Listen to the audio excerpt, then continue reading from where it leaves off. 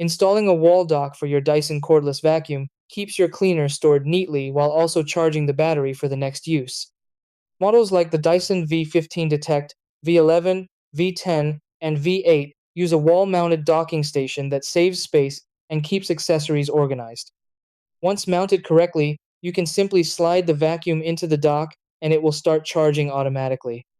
The installation only takes a few minutes and ensures your vacuum stays secure, accessible, and always ready for cleaning.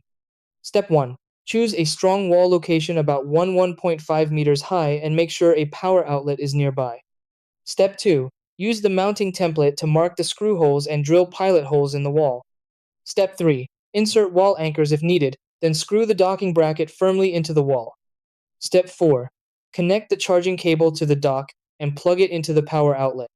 Step 5. Slide the Dyson vacuum onto the dock so the charging contacts align and the battery begins charging.